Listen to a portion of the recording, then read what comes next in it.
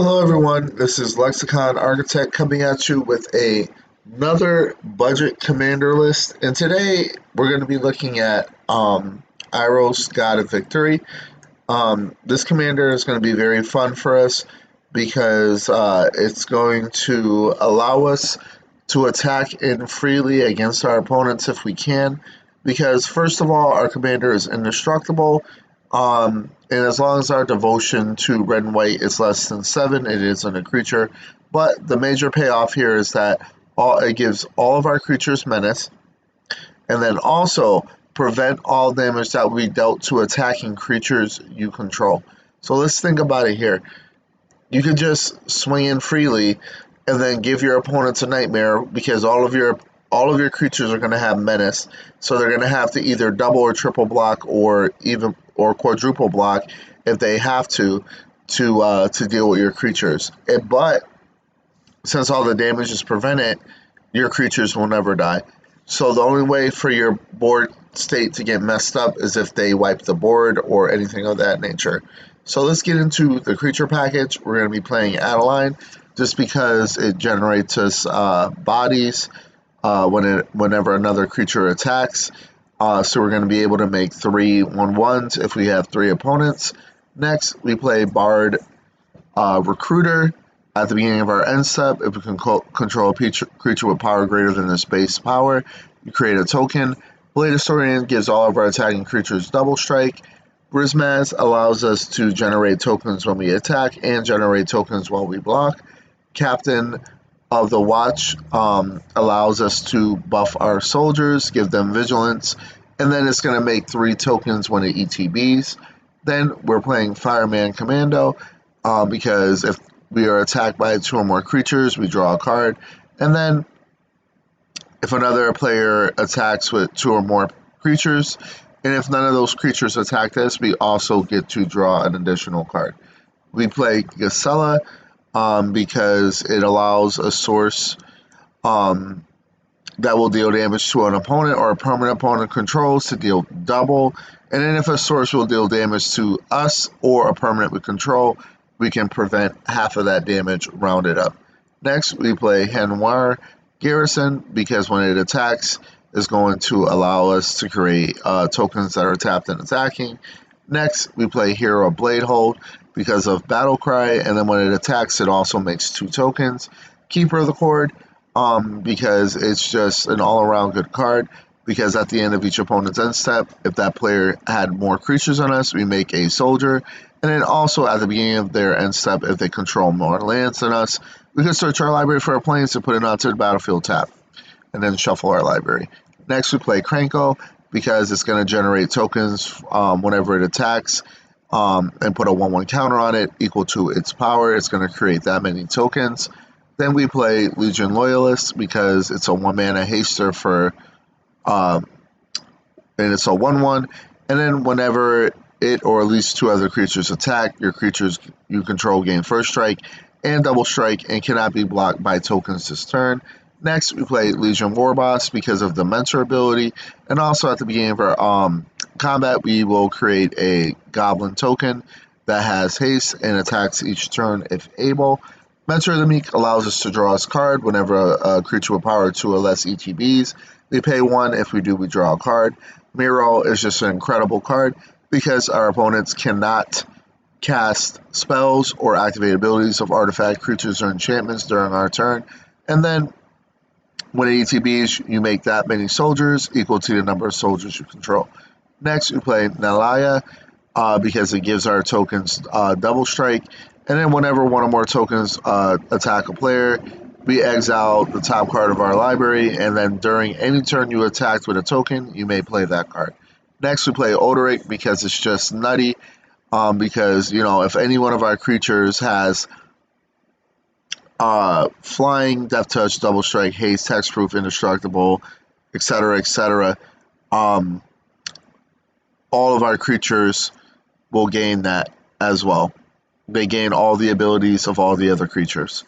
Next, we play Odric Master Tactician because whenever it's or at least 3 other creatures attack or block, we get to control how our opponent's creatures block us.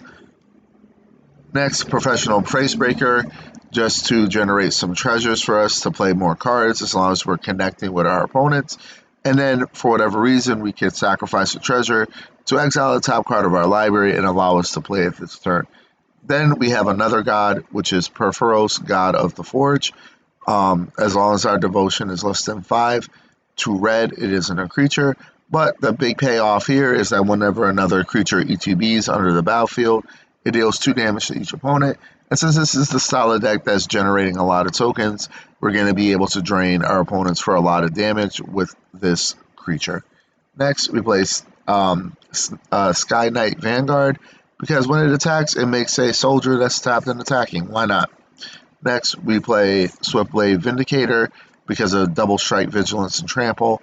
And then this works well with Oldric, because it's going to give all of our creatures those abilities as well. Next, we play Tajik, because it is an indestructible creature, and then whenever it and at least 2 other creatures attack, this will become a 7/7. And that's not including some of our anthems that are in our deck, but we will get to that later. Then we play the other Tajik, and this one has haste and mentor, but the cool part about it is you get to prevent all non-combat damage that will be dealt to other creatures you control. So if they try to hit your creature with a burn spell, it's not going to work. It can't work unless it's being directed at this creature. Next, we play Thalia Heretic Cathar, because it slows our opponents down. Creatures and non-basic lands your opponents control enter the battlefield tapped. Next, we play Tori, because first of all, it has vigilance and trample, and then whenever it attacks and all other attacking creatures you control attack, they get +1/+1 to the end of the turn. Red creatures gain trample, and white creatures untap.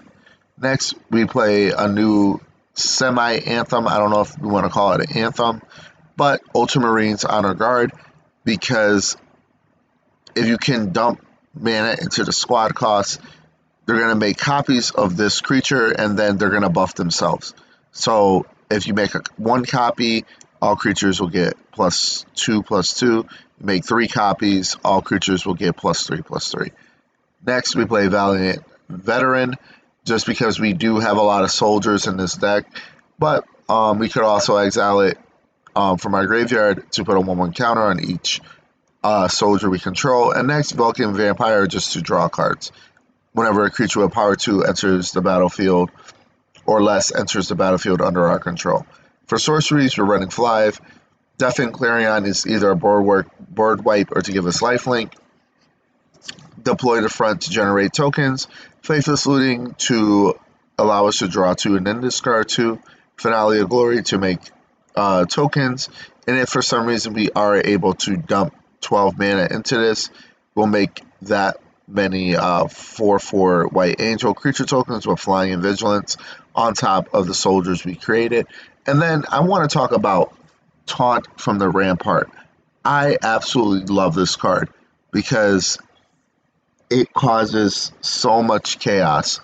Because let's think about it. You're goading all of your creatures' opponents, goading all creatures your opponents control, and then until the end of my next turn, those creatures cannot block. So let's think about it. We goad all of our opponent's creatures. They're gonna have to attack with all their creatures if able, and then they can't block. So they're gonna end up killing. Everyone's gonna kill everyone else, especially if they have a huge board state. So this card is incredible, and it's one of my favorite cards. Next, we're gonna play. For instance, we got 9. So we have Call the Coppercoats, which we can dump Strive mana into to create an amount of human soldiers equal to the number of creatures the opponents control. So if we are able to dump, let's see, 9 mana into this, we're going to create that many humans equal to the number of creatures our opponents control. Then Clever Concealment, just to help us. It's like a mini Teferi's Protection, but not as good, but it's still good in my opinion because it allows you to phase out all non-land permanents, so you get to phase out everything if something goes wrong, let's say they play a farewell, you phase out everything, and then they have no target for it, and then they just come back until the beginning of our next turn. So I love this card. And then we have Deflecting Palm because it allows us to prevent damage and then deal that much damage to a source's controller. So if someone would attack us with like a 20/20, and we have Deflecting Palm, I believe we can select the creature as the source. They deal damage to us, we prevent that damage, and if the damage prevented, it deals that much damage to them. Next, we play Entrapment Maneuver. It's a new card that says target player sacrifices an attacking creature, and we create X/1/1 soldiers, where X is the creature's toughness. Then we play Flawless Maneuver for protection for our board state, Generous Gift to remove a problematic permanent, Raise the Alarm to generate tokens, Thrill a Possibility to discard a card to draw 2, and Unbreakable Formation to either pump the squad or give us Indestructible. Next, for artifacts, we're playing Arcane Signet, Boreal Signet, Commander Sphere. Then I have to go over Horn of Gondor, because when the ETBs, you create a 1/1 soldier, and then for 3, you can create X human soldiers, where X is the number of humans you control. So we can make one with this, make another one, make 2, and then so on and so forth. You keep multiplying.